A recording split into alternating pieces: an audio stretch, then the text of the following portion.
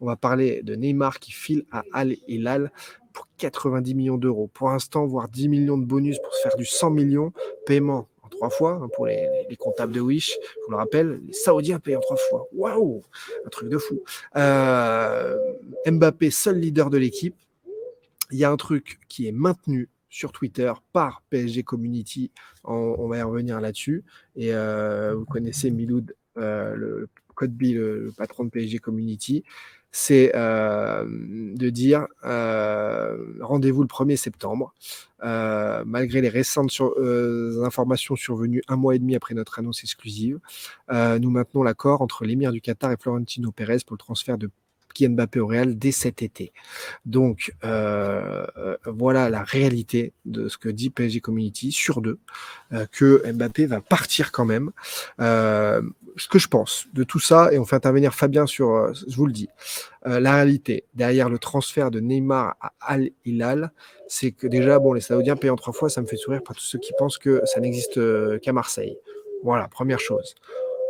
L'autre réalité de Kylian Mbappé et le PSG, Kylian Mbappé est réintégré le lendemain où le transfert de Neymar est ficelé. Ça fait écho au fait qu'à l'été 2022, Kylian Mbappé avait demandé pour sa prolongation de contrat d'être le seul leader du Paris Saint-Germain, que l'équipe soit à son service, de franciser l'effectif et de remettre le PSG sur la carte, c'est-à-dire de redevenir compétitif. Ça n'a pas été fait l'été dernier, on l'a vu, catastrophique, mercato compliqué, etc. Mbappé est resté sans trop rien dire. Et là, il les a mis vraiment dos au mur cet été en faisant la gueule et en disant bon bah via lettre, je vais partir. De toute façon, je suis libre dans un an et je ne prolongerai pas. Là, Paris a fait semblant d'être une institution forte, etc. et a essayé médiatiquement de faire porter le chapeau à Mbappé. Regardez, il se met en marche du groupe. Regardez, il en fait qu'à sa tête, etc., etc. Mbappé a repris la com en main lui aussi en montrant qu'au contraire, il était investi pour le PSG, qu'il lui restait 1 an de contrat, comme au moment où il avait prolongé, c'est-à-dire que quand il a prolongé, son contrat était terminé. Donc il dit, bah, on se retrouve en juin 2024, ce sera la même situation. Et là, ce PSG-là, à la différence d'il y a 1 an, lui dit, non, non, là, on ne peut plus se retrouver dans cette situation, il faut que tu prolonges. Et lui, il dit, non, vu la situation, vu le mercato, je ne prolonge pas. Donc chacun essaie de faire porter le chapeau de la situation à la personne en face. Mbappé, c'est de faire porter le chapeau à Paris. Paris, c'est de faire porter le chapeau à Kylian Mbappé. C'est un jeu comme ça de communication, d'image, complètement propulsé en plus par les réseaux sociaux. Et on se retrouve aujourd'hui dans cette situation où Neymar et Verratti s'en vont. C'était pas les plus travailleurs, c'était pas ceux avec qui Mbappé se retrouvait le plus dans l'idée de gagner des titres, affoler les statistiques, etc. Donc certains disent aujourd'hui que le PSG fait tout ce qui est en son pouvoir pour satisfaire Mbappé, pour ne pas être dans la position du club qui a fauté. Voilà, le club qui n'a pas été n'a pas a trahi Mbappé, n'a pas su eh bien accéder à ses demandes alors qu'il avait eu des demandes pour sa prolongation. Donc le PSG montre qu'eux, ils ont tout fait bien. Ça y est, on regarde l'effectif qu'on a mis en place, on a remis des Français, on va même te ramener Kolo Muani, je crois qu'il est avec le même agent que Dembélé, donc tout va bien. Mais il y a toujours cette info de PSG Community qui, eux, vous disent non, mais il y a accord avec le Real. Donc d'ici la fin de mercato, le Real va arriver avec 180. Le PSG va dire bah regardez, il veut toujours pas prolonger. Et donc, il partira. Et lui, Mbappé pourra dire bah le PSG m'a vendu. Moi, je voulais rester. Vous voyez, le beau rôle. Chacun veut garder le beau rôle. Voilà un peu ce que je pense de cette situation. Fabien, dis-nous toi ce que tu en penses. Avec plaisir, tu montes en direct comme tous, 100% interaction dans le Dash Foot. Salut Fabien. Bah, bonjour la team, bonjour Thibaut. Ça va? Bien et toi? Ouais, Euh, alors, cette situation. Bah, moi je suis plutôt d'accord avec toi en fait. Moi j'ai vraiment pas été surpris là de ce qui s'est annoncé avec Mbappé. De tout mon entourage, j'étais persuadé qu'il allait rester à Paris et je pense qu'il va rester à Paris et je pense même qu'il va prolonger pendant un gros contrat et qu'il ira pas au Real. Parce D'accord. que, comme tu l'as dit, toutes les promesses qui a été promis l'année dernière, en fait, le départ de Neymar, une grosse qualité d'effectif, que ça soit sur le terrain, mais aussi sur le banc. Que ça soit aussi son positionnement, parce que vu que Neymar va partir, il joue un peu à gauche. C'est vrai, il se marchait dessus. Bah, voilà, Mbappé maintenant va pouvoir reprendre son couloir gauche comme il le souhaite, et ça va pas poser problème à l'équipe parce que Paris a recruté Ramos qui peut jouer dans l'axe et même Colomwani qui pourra rejouer dans l'axe. Donc voilà, toutes les promesses que Paris, que Mbappé souhaitait l'année dernière et que Paris lui avait demandé, il les a en fait cette année. Donc Donc, je pense que voilà. l'accord avec le Real, soi-disant les infos de PSG Community, qui a parfois régulièrement des bonnes infos, tu penses que non, ça se fera pas, que ça a été possible il soit d'accord au mois de juin, mais qu'ensuite, là maintenant, Mbappé est bien à Paris et ils vont le faire prolonger. Ça, c'est ta certitude. Oui, parce que d'accord, en début d'été, tout le monde était chacun à son coin. Je veux dire, Mbappé disait, bon, bah, moi, je vais à la fin de mon contrat et je reste à Paris. Bien sûr, Paris voulait le prolonger pour recevoir de l'argent. Je les comprends totalement. C'est sûr que ça foutrait les boules de laisser partir un joueur comme Mbappé libre, quoi. Mais je pense que là, quand il a vu déjà que le recrutement que faisait le Paris Saint-Germain, que Neymar était vraiment à bout et que là, il voulait vraiment partir. Je pense qu'il s'est dit, tiens, est-ce que c'est peut-être pas le moyen d'écrire l'histoire? Et parce que moi, je l'ai jamais vu au Real. Je veux dire, dès le début de sa carrière, je veux dire, on a toujours dit que c'était quelqu'un qui voulait écrire l'histoire, qui voulait marquer le monde du foot.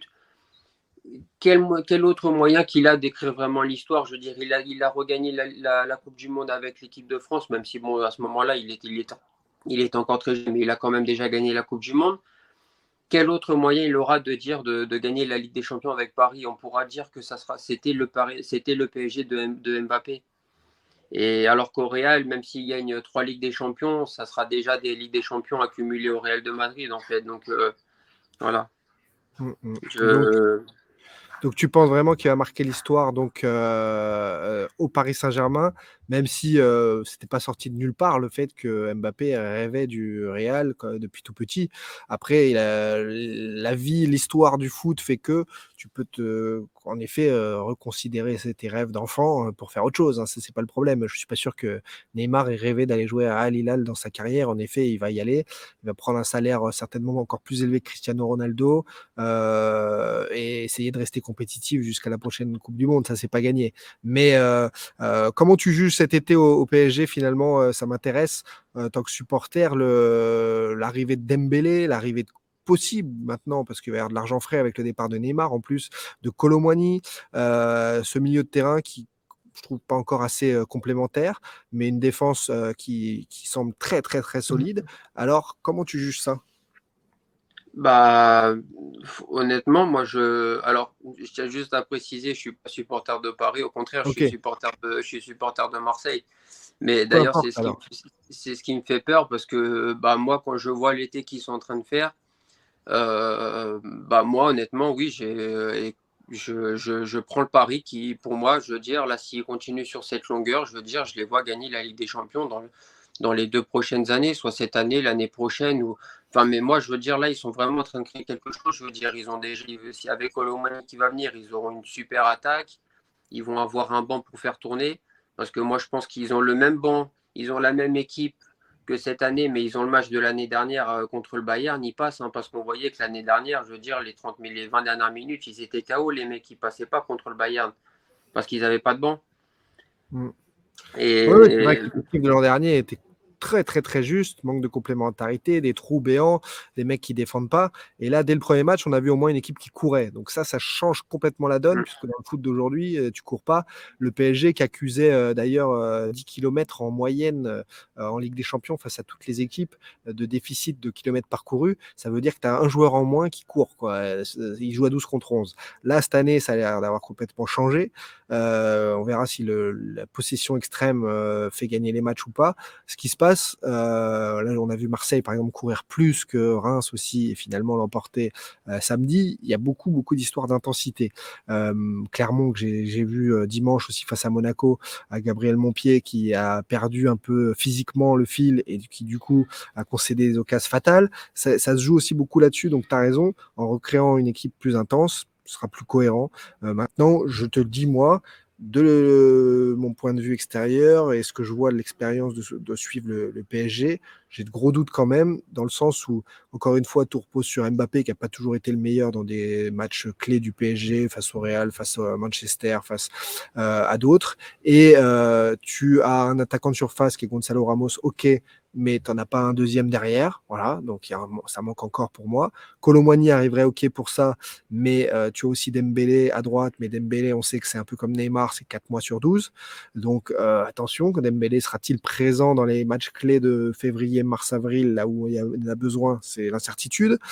Au milieu de terrain, là où j'ai très peur pour Paris de se faire exploser, c'est que oui, ça court, oui, ça cravache avec Ugarte, mais aujourd'hui, les titulaires que j'ai pris samedi, Vitinha et Zaïre Emery, sont les mêmes types de joueurs et ne sont pas des créatifs, ne sont pas capables de marquer assez de buts pour, quand on voit le Bayern, quand on voit City, des équipes capables d'être championnes d'Europe, je trouve qu'il y a encore un monde. Mais tu as raison, il y a ce mercato d'été, il y en aura encore un autre, et toi tu m'as parlé de vision à 2 ans, et là en effet tu peux encore changer, améliorer les choses.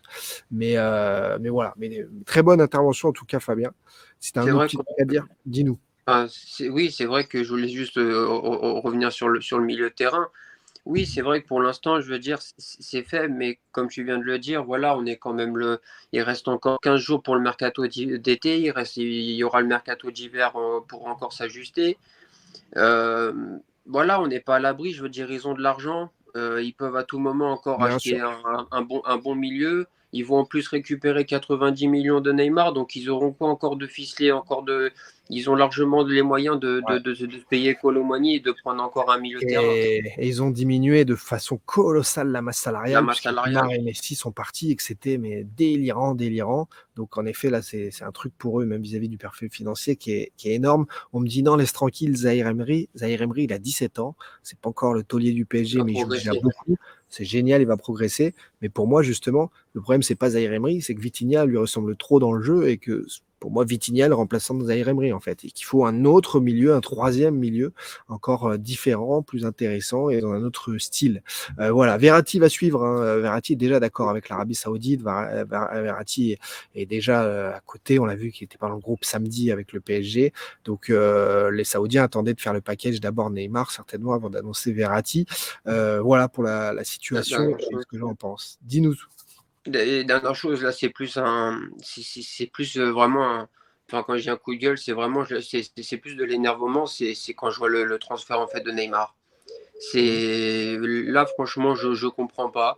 Je, j'ai vraiment l'impression qu'il a joué avec Paris, en fait. Quand l'année dernière, Paris voulait le pousser dehors, oh bah non, non, non, je reste. Et là, maintenant que, entre L'argent guillemets, saoudien est arrivé. hein? L'argent saoudien est arrivé. Tu sais, ça, Oui, chaque homme a son prix. Hein. oui, 20, mais même, je veux dire, à 31 ans, quand on voit la volonté l'année dernière qu'il avait pour la Coupe du Monde, je me dis, quand je vois maintenant les sportifs qui tiennent de plus en plus longtemps, je veux dire, à 31 ans, je me dis quand même qu'il peut refaire une Coupe du Monde dans 4 ans. Ouais. Et je pense qu'il y avait quand même autre chose niveau Mais sportif que d'aller en Arabie Saoudite, quoi. Mais bon, déjà, sur Neymar, moi je le dis très clairement, le club est aussi largement fautif de sa gestion, de son amateurisme là-dessus, et Oui, de l'avoir laissé faire un petit peu trop ce qu'il voulait. Il aurait certainement toléré d'être recadré et d'avoir des leaders à côté de lui. Maintenant, Neymar, et que dans sa psychologie, sa façon de vivre, ait besoin aussi de faire un peu la fête, d'être libre dans sa tête pour pouvoir être bon sur le terrain, ça je l'entends, je le comprends complètement. C'était le cas de Ronaldinho et d'autres. C'est pas grave. Ce qui est plus grave, en effet, c'est d'avoir laissé le problème pourrir, de ne jamais l'avoir défendu aussi quand les supporters, enfin les pseudo-supporters, les quelques idiots sont venus devant chez lui. Voilà, là, ça frôlait le ridicule. Que Neymar ait eu des débats avec le PSG, c'est largement aussi le staff médical qui a été fautif. Il y a eu plein de problèmes à ce niveau-là. Neymar est déjà arrivé blessé à Paris suite à des gros tacs qu'il avait reçus au Barça. On l'avait expliqué notamment sur ma chaîne YouTube. Donc Neymar a fait des erreurs, c'est clair. Maintenant, le Neymar qu'on a vu les 6 premiers mois, qu'on a vu quand il a fait taire le Parc des Princes, son retour alors qu'il devait partir face à Strasbourg avec un but dans les derniers instants. Neymar qui a porté le PSG, parce que c'est lui qui a vraiment porté le PSG en finale de Coupe d'Europe lors du Covid, le Final 8. Et ben c'est un mec à part, différent, qu'il faut prendre avec ses faiblesses et ses qualités. Et pour finir, je crois vraiment que Neymar est rincé du star system dans lequel il est. Il est rincé de sa carrière. Il a 31 ans. Il aimerait encore avec le Brésil parce que c'est son cœur kiffer. Mais aujourd'hui, il est héros, il est star d'un pays depuis l'âge de 16 ans. Et en fait, je crois qu'on ne se rend pas compte que 15 ans d'affilée à être complètement sursollicité, à être une star comme il est, et ben lui, il y en a qui sont en mode robot, Ronaldo, Mbappé et tout. Lui, il le supporte pas, quoi. Et là, aujourd'hui, on l'a vu même dans son docu Netflix, qui était très comme c'est de la com, mais en fait, il est cuit. Et son corps aussi l'a lâché depuis un petit moment.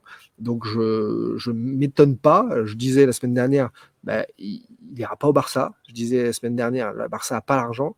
Il n'y a Non. aucun grand club du top 8 européen qui peut se le payer parce que son salaire est délirant. Bon, bah, lui, il a mis fin à sa carrière, il va en Arabie Saoudite. Voilà. C'est décevant, mais c'était la seule solution, en fait. Voilà.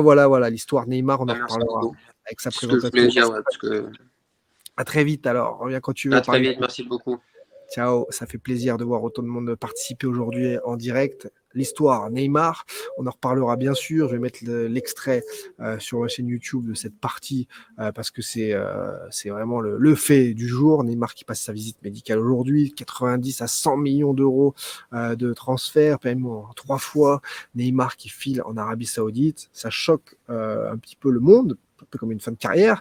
Les fans du PSG, en tout cas, n'ont plus qu'un seul leader désormais à Paris, et c'est Kylian Mbappé, qui, d'après certains, va donc rester un an de plus, minimum, mais ou peut-être la dernière année, dans des conditions plus sereines. Pour d'autres, il va carrément prolonger, à voir un petit peu ce que l'avenir nous apporte, les amis. Voilà, j'espère avoir répondu à un maximum de choses. En tout cas, oui, moi je vous le dis, Daniel Riolo n'est pas d'accord, mais Renard, c'est mieux que Diacre dans le management, dans la tactique, dans plein de choses. Sauf que vous lui avez confié une équipe 2 mois avant, avec des blessés, des blessures, des problèmes. Il n'y a pas de miracle dans le foot, dans la vie. Il a déjà insufflé de meilleures choses, mais vous croyez que Deschamps, quand il a repris l'équipe de France, il a gagné tout de suite? C'est vraiment la culture de l'instant, la culture du rapide, la culture du jugement qui voilà, ça me va pas, ça me va pas. Giroc, bienvenue à toi, profitez bien de votre journée, prenez soin de vous et des autres, ça c'est le principal. On se retrouve mercredi midi en grande forme avec du mercato, du PSG, de l'OM et plein de choses. Extrait de l'émission à retrouver tout à l'heure sur la chaîne YouTube. Bye bye les amis, je vous kiffe, je voulais vous le dire, tout simplement, et nous on se retrouve mercredi.